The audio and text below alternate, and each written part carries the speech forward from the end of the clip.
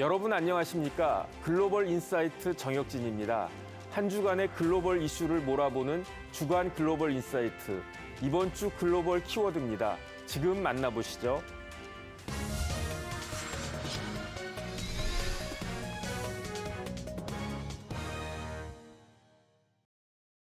오늘 도움 말씀 주실 분으로 이문정 공주대학교 국제학부 교수님 나와 계십니다. 교수님 안녕하셨어요? 네, 안녕하세요. 네. 시간이 참 빠른 것 같아요. 맞습니다. 미국 대선이 벌써 5일 앞으로 다가왔는데 네. 그런데 아직까지도 초박빙이라고 그래요. 지금 현재 판세가 어떻습니까? 네, 그렇습니다. 지금 미국 선거는 이전에 어떤 선거와도 정말 비교가 안 될 정도로 초접전이고 지금 누가 이기느냐를 굳이 이렇게 예측하는 게 참 무의미하게 느껴질 정도의 접전 양상인데요. 네네. 그 여론조사 분석 사이트 이제 538 이렇게 써서 이제 538에 따르면 현재 시각 이제 27일 기준으로 전국 여론조사 평균치에서 두 후보의 그 격차가 불과 한 1.4% 정도인 것으로 나왔습니다.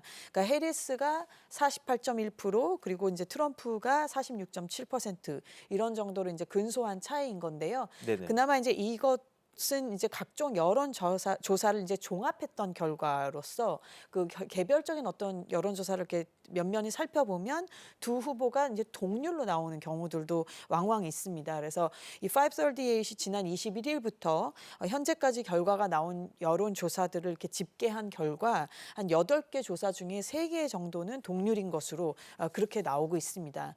미국에서도 이제 소위 이제 민주당을 더 지지하는 그런 지역과 또 공화당의 또 이른바 텃밭이라고 할 수 있는 그런 지역이 나눠지는데 이렇게까지 이제 정치색이 좀 뚜렷하지 않고 왔다 갔다 하는 이른바 이제 스윙 스테이트라고 하죠. 그 네네. 경합주가 있는데 이 경합주에서는 그 여론조사 결과가 더 격차가 또 좁아지는 것으로 줄어드는 것으로 그렇게 나옵니다.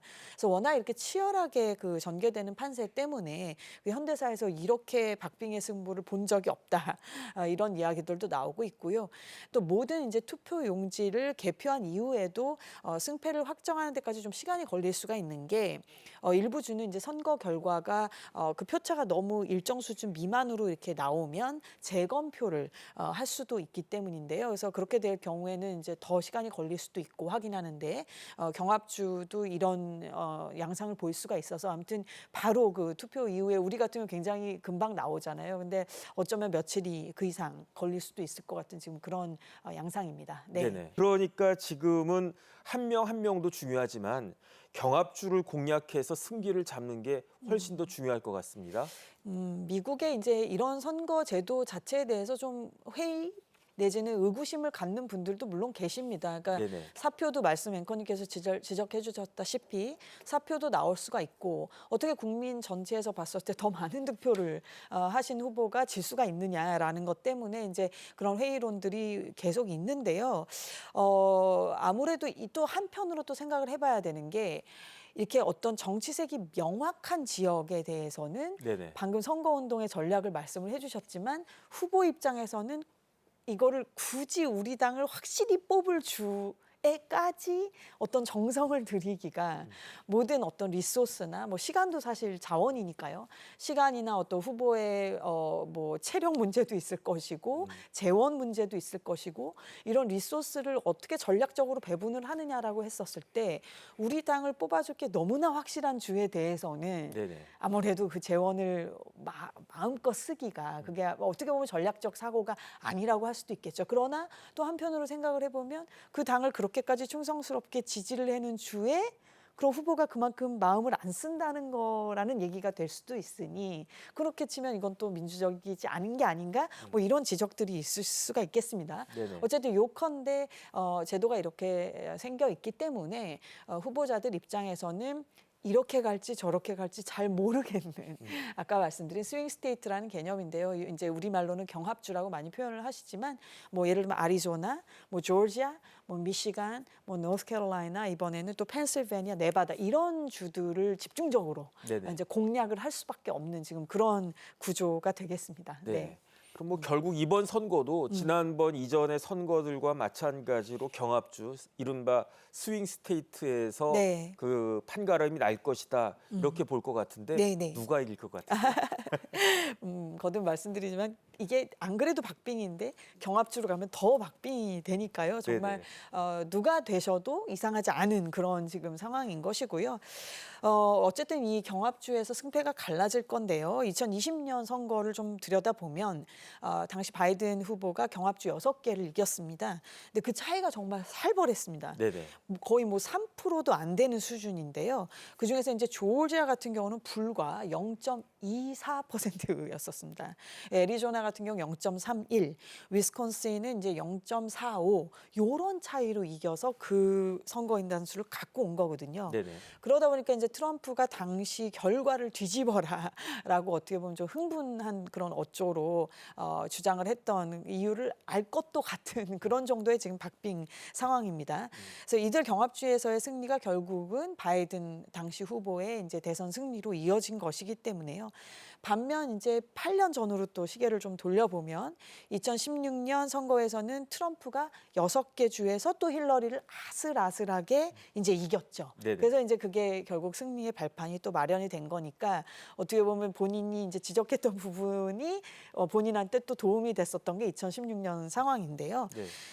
특히 이제 그때 당시 많이 화두가 됐던 것이 이제 소위 말하는 러스트 벨트라고 하죠. 이제 녹이 쓴 벨트라는 거는 본래 공업 지역이었는데 이 컨베이어 벨트가 잘 돌아가지 않을 정도로 침체가 됐던 지역들, 이런 지역들에서 이제 트럼프 당시 후보가 어떤 지지를 이끌어냈는데 많이들 이제 인용도 많이 돼서 이제 다들 익숙하게 생각하시는 그 메이크 아메리카 그레이트 어게인, 그래서 이제 마가 운동이라고 많이 표현을 하죠. 그래서 네네. 그 마가 캠페인을 통해서 소위 이렇게 그 러스트 벨트 지역에 좀 공업이 침체되면서 일자리를 잃으셨거나 경제적으로 좀 타격을 입었던 그런 유권자들에게 어떤 마음을 사는 그런 일들이 있었었기 때문에 당시에 이제 그 경합주에서 트럼프 후보가 좀 유리한 구도를 만들 수가 있었죠. 네. 네네. 이제 선거가 코앞으로 다가왔으니까 기존의 지지층들은 더 결집을 시키고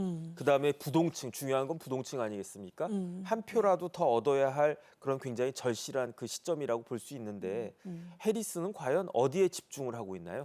뭐 아무래도 이제 소위 저는 사실 별로 좋아하는 표현은 아닙니다만 우리 언론에서 많이 쓰시는 이제 집토끼라는 표현을 쓰죠. 집토끼, 예. 네네.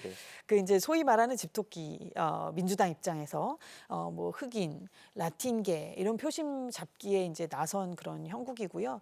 원래 이제 흑인과 라틴계는 이제 민주당의 전통적인 그런 지지 기반이긴 하죠. 특히 그리고 여러 가지로 사회적으로 좀 차별을 받거나 그렇다 보니까 또 학력적인 측면에서 또 그게 소득으로까지 이어져서 이렇게 저학력 저소득층들이 있기 때문에 그런 분들의 이제 마음을 다시 한번 다독이고 본래 전통적인 지지층인이 많지 다시 그 세를 결집하려고 하는 그런 이제 모습들을 보이고는 있는데요. 근데 이제 지난 21일 USA 그다음에 서포크 대학이 조사를 한 그 결과에 따르면은 네네. 흑인 유권자의 72% 그리고 라틴계 유권자의 38%가 이제 해리스를 지지하는 것으로 그렇게 나타나고는 있습니다. 네네. 이는 이제 2022년 대선 때 흑인이 92%, 그다음에 라틴계가 59% 정도 바이든 당시 후보를 지지했던 거랑 비교를 해봤을 때는 숫자가 내려간 듯한 그런 모습입니다. 그래서 네네. 이 위기감을 느끼는 이제 민주당 입장에서는 막판에 결국은 본인들의 자신 당의 그 전통적인 지지층을 다시 결집하는 그런 전략을 지금 펼치고 있고요. 결국은 근데 여기서 이제 해리스 후보가 아무래도 여성이다 보니까 흑인표가 또 이제 남성에서 또 좀 갈라지는 부분들, 이런 것들 좀 있는 것 같아요. 그래서 아무튼간에 그래도 그럼에도 불구하고 전통적인 지지층이 지지를 안 해주면 당연히 이기기가 어렵기 때문에 다시 한번 새결집을 하려고 하는 그런 모습을 보이고 있습니다. 네. 바이든은 백인인데 92% 흑인 유권자 기준으로. 네. 그런데 해리스는 72%밖에 어찌 지금 지지율이 그렇게 나온다라고 하는 게 조금 뜻밖이다 이런 생각은 들고요. 네. 네. 그렇다라고 하면 트럼프 후보는 어디에 집중을 하고 있습니까? 트럼프 전 대통령은 지금 민주당의 그 어떻게 보면 심장이죠. 예, 심장이라고 할 수 있는 뉴욕시 한복판에 또 이제 우리 뭐 유명한 그런 가수들이 공연들도 많이 하는 그 메디슨 스퀘어 가든 유세에서 이제 부인인 멜라니아 여사, 그다음에 또 우리에게도 너무 익숙한 그 일론 머스크 테슬라 최고 경영자 등과 함께 막판 이제 그 유세에 나섰습니다. 네네. 트럼프 전 대통령은 이제 50세 이상 유권자들에게 강력한 지지를 받는다고 볼 수가 있겠는데요. 이들은 이제 전통적으로 투표 의지도 굉장히 높죠. 정치 참여도도 높고요. 그리고 백인 유권자들 중에서 약 56% 정도가 트럼프 전 대통령을 지지하는 것으로 나오고 있고, 또 대학 학위가 없는 유권자들 사이에서는 특히 더 트럼프 대통령이 좀 강세를 보이는 듯한 그런 모습입니다. 또한 이제 트럼프 전 대통령은 군인 출신 유권자들한테도 좀 높은 지지를 받고 있는 것으로 보이는데요. 네네. 이런 것들이 이제 결국은 전통적인 공화당 지지층에 가깝다고 볼 수도 있겠죠. 트럼프는 이제 민주당 지지가 좀 강했던 그런 흑인, 라틴계 지지도 많이 이끌어내려고 노력도 하고 있고 실질적인 좀 성과들도 있는데, 이제 최근 아까 말씀 저희 나눴던 그 쓰레기 섬 발언으로 좀 궁저에 몰렸다가 어떻게 네네. 해서든지 이걸 좀 만회해 보려고 하는 지금 그런 모습입니다. 네. 네. 어쨌든 백악관 주인은 이제 5일 뒤면은 결정이 되겠습니다. 지금과 같은 초박빙 상황에서 마지막으로 남은 관전 포인트는 어떤 걸 볼 수 있을까요? 글쎄 지금 결국은 뭐 정말 그 세를 얼마나 더 결집하느냐. 그런데 한편으로는 지금 국제적인 상황이 매우 안 좋아서 이 부분이 유권자들에게 어떤 또 영향을 미칠지, 저는 이제 국제 정치학자다 보니까 더 그런 부분에 좀 관심이 갑니다. 특히 지금 우리 북한 파병 문제가 불거지면서 우리한테도 지금 이 유럽의 안보 상황이 바로 우리에게 직접적인 그 위기 상황으로 닥쳐와서 저도 굉장히 걱정이 큰데요. 네네. 당장 이 유럽에 지금 3년 가까이 길어진 이 전쟁, 이것이 자칫 잘못하다가 정말 국제전으로, 심지어 저도 어제 유럽에서 오신 분들하고 좀 대화를 나눌 일이 있었는데 그저께 이거 정말 세계 3차 대전이 벌어지는 게 아니냐, 이걸 유럽에선 정말로 걱정을 하고 계시더라고요. 그래서 네네. 이런 정도의 지금 상황이라서 이 부분이 혹시나 이제 일주일도 채 남지 않았습니다만 이게 결국은 미국의 앞으로의 전략, 그리고 또 뭐 중국하고의 관계, 그리고 이것은 결국은 또 경제 문제로 이어지고 하는 것이기 때문에 이런 부분들도 좀 눈여겨봐야 될 포인트가 아니겠나 싶습니다. 네. 네.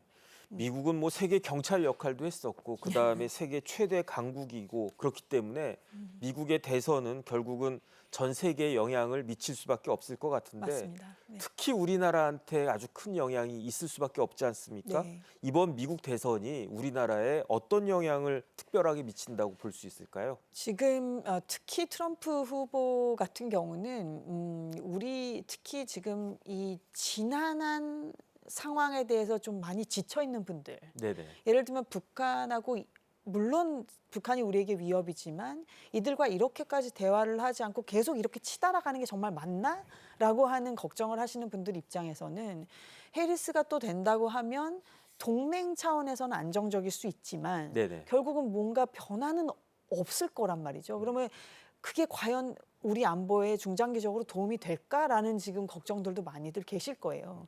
그럼 또 트럼프가 된다고 하면 당장 예를 들면 방위분담금 그렇죠.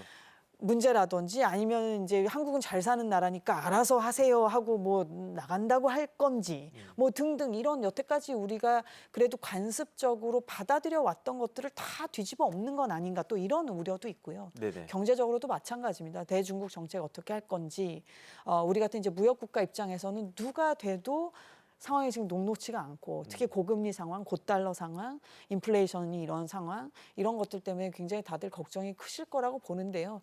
뭐 미국의 선택이니까 누가 되시더라도 그가 이제 우리가 존중을 해야 되겠지만, 결국 우리 입장에서 굉장히 선거 결과가 나오면 굉장히 선제적으로 대처를 해야 될 것이고, 그리고 우리와 같이 지금 걱정하는 주변의 나라들이 많습니다. 당장 네네. 옆에 일본은 당연하고 지금 유럽 국가들도 그렇기 때문에 어떤 이런 마음이 비슷한 동지 국가들하고 좀 대화를 나누면서 좀 혼자 이렇게 어떻게 행보를 보이기보다는 좀 우리와 같은 고민을 갖고 있는 그런 유사 입장 국가들하고도 많은 대화를 하면서 좀 외교 전략을 다듬어 나아가야 하는 그런 시기가 아닌가 생각해 봅니다. 네. 네.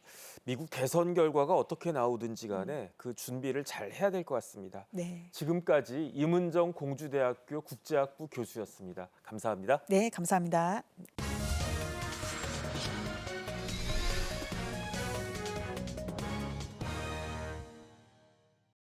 오늘 도움 말씀 주실 분으로 김열수 한국군사문제연구원 안보전략실장님 나와 계십니다. 실장님 네, 안녕하십니까? 안녕하세요. 네. 북한이 처음에는 러시아 파병을 부인했어요. 그러다가 이틀 전에 인정하는 발언을 했는데 그런데 세계 외신들은 북한의 러시아 파병에 대해서보다 오히려 우리나라의 대응을 더 주목하고 있는 것 같습니다. 네. 왜 이런 반응을 보이는 걸까요? 아마 지금 말씀하신 것처럼 각 나라가 굉장히 민감하게 이 상황을 보고 있을 거예요. 네네. 왜 그러냐면 뭐 한국하고 북한이라고 하는 것이 동족이면서도 또 서로 분단된 상황에서 지금 지내고 있는 거잖아요. 6.25 때는 전쟁도 했고 그리고 최근에는 또 이제 북한이 적대적 두 국가론을 얘기를 하면서 도로까지 폭파했지 않습니까?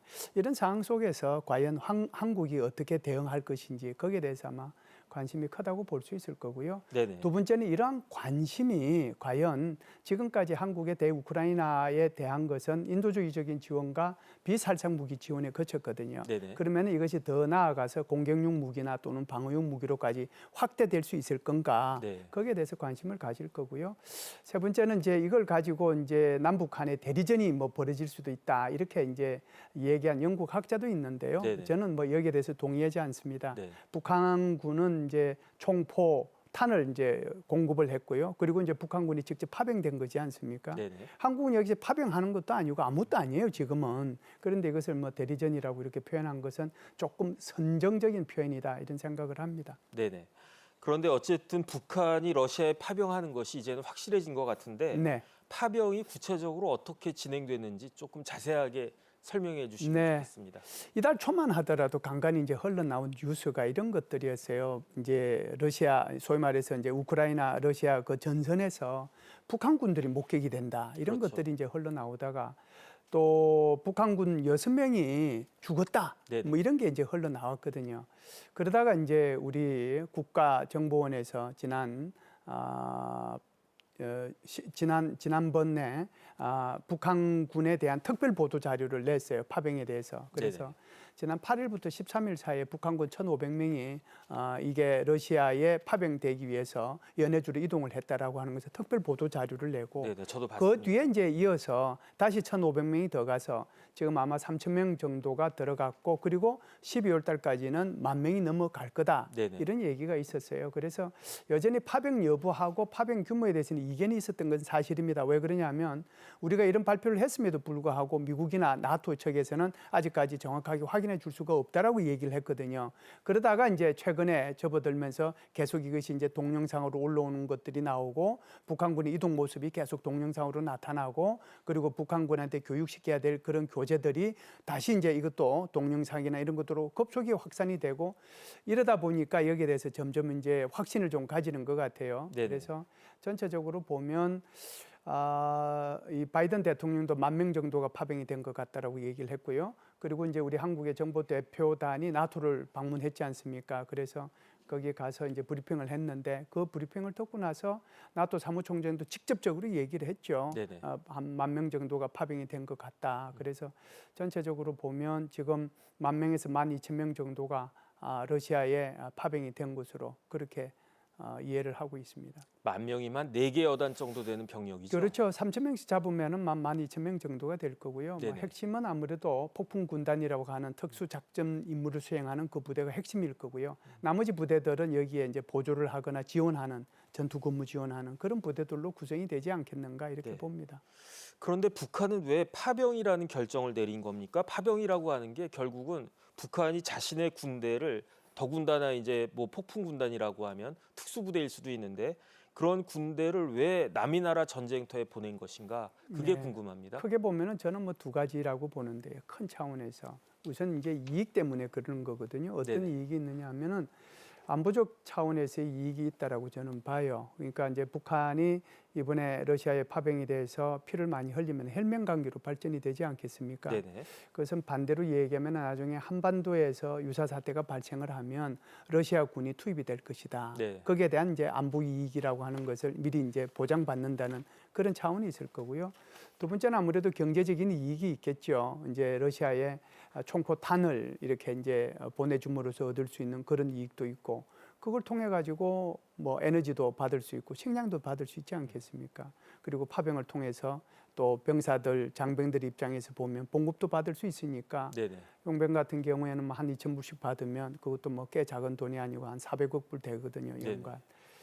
마지막으로는 이제 군사적인 차원에서의 이익이 있을 겁니다. 그래서 이 군사적인 차원은 나중에 질문이 나오면 그때 좀 더 구체적으로 말씀을 드리도록 하고요. 이런 큰 차원에서의 한 가지 이익이 이제 때문에 가는 거고, 두 번째는 북한 내부의 체제 안정을 위해서 이렇게 보내는 게 아닌가 이런 생각이 들어요. 그래서 전시 체제를 유지함으로써 긴장감을 조성을 하고 그걸 통해 가지고 정권을 공고하고 대내 결속력을 보장하기 위해서 보낸다 이렇게 볼 수가 있죠.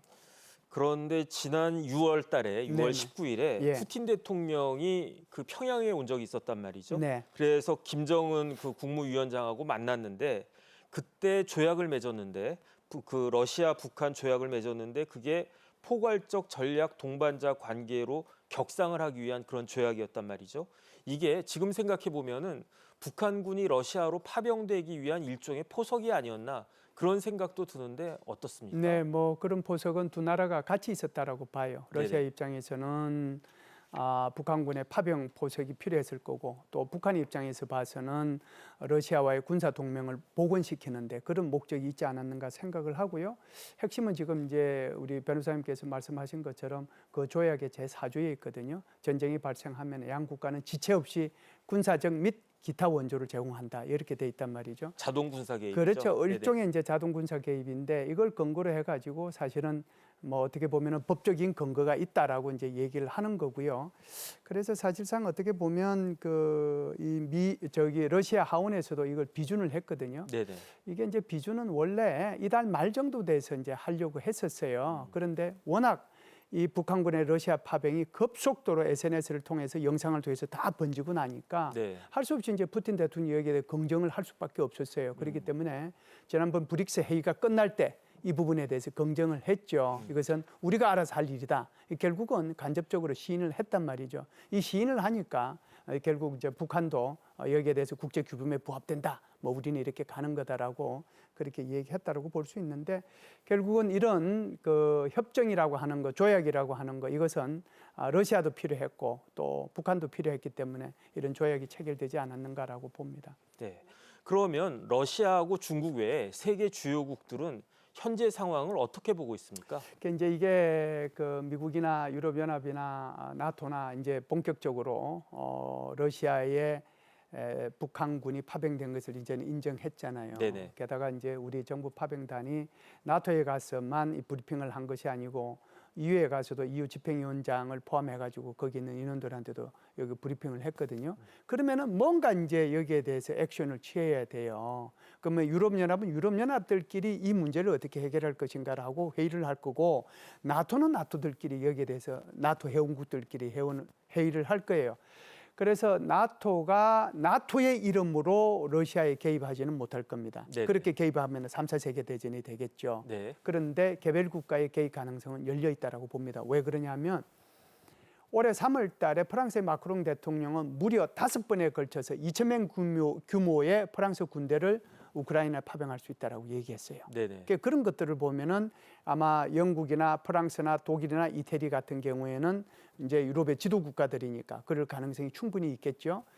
또 하나의 문제는 이런 게 있어요. 지금까지는 이제 우크라이나의 팔목을 묶었다고 할까요? 소위 말해서 러시아 본토를 공격할 수 있는 장거리 미사일. 네. 이것은 사용하지 못하도록 한 거잖아요. 그런데 앞으로는 이제 이 문제를 풀어줄 수 있는 거거든요. 장거리 미사일만 사용하지 못하도록 했을 뿐만 아니라 그 전투기는 F-16을 지원해 줬잖아요. 근데 전투기에서 공대공 미사일, 그러니까 공중에서 다른 공군기를 공격하는 것은 허용해 줬는데 네.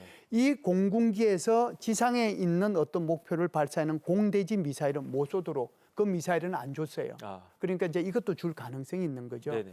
이렇게 되면 단기적으로는 확전의 가능성이 좀 있지 않을까 이런 생각을 합니다. 네. 그렇다라고 하면 필요한 경우에는 우크라이나에 우리나라가 살상 무기도 공급할 수 있다. 이렇게 해석해도 되는 겁니까? 네, 이제 그거는 조금 많이 나가긴 했어요. 네네. 그래서 전체적으로 우리 정부가 가지고 있는 스탠스를 좀 말씀을 드리면 크게 보면은 이제 외교적 조치를 하고 그다음에 경제적 조치를 하고 군사적 조치를 하겠다 이런 거거든요.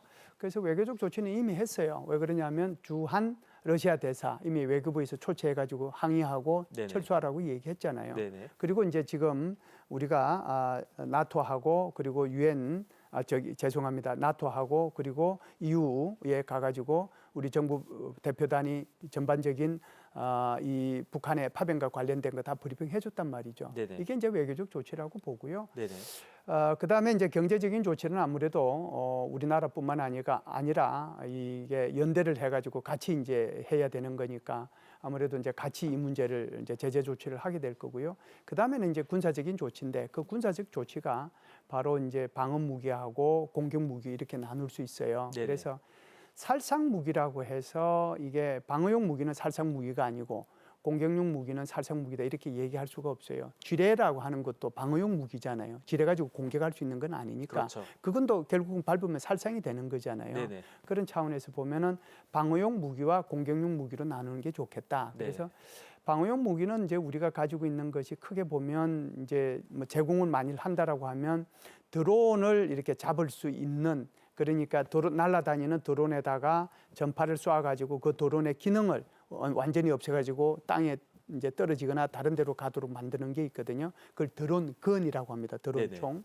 뭐 이걸 지원해 줄 수도 있고 천궁2라고 하는 거. 우리 한국에서 가장 그 전 세계에서 가장 부러워하는 거죠. 네. 요격 미사일입니다. 네네. 이건 이제 요격하는 거니까 요거 지원해 줄 수 있고 공격용 무기는 너무 많죠. K9, 뭐 K2 전차, K점이라고 하는 우리 단거리 탄도 미사일 이런 것들이 이제 여기에 해당이 될 텐데요. 기본적으로 이런 겁니다. 그러면은 단계별 대응이라고 하는 것은 북한과 러시아 사이의 야합의 정도가 어떻게 되느냐에 따라서 우리가 거기에 따라서 대응해 나가겠다는 것이 단계별 대응이거든요. 네네. 한마디로 얘기를 하면 수동적 대응을 하겠다라고 하는 겁니다. 그래서 북한과 러시아의 야합이라고 하는 것을 북한 거를 한번 볼게요. 북한에서 지금 러시아의 파병이 얼마나 됐느냐, 그들이 임무와 역할이 뭐냐, 추가 파병은 있느냐, 앞으로 더 갈 총포탄의 규모는 어떻게 되느냐, 거기에 따라서 우리가 대응하겠다는 거고요.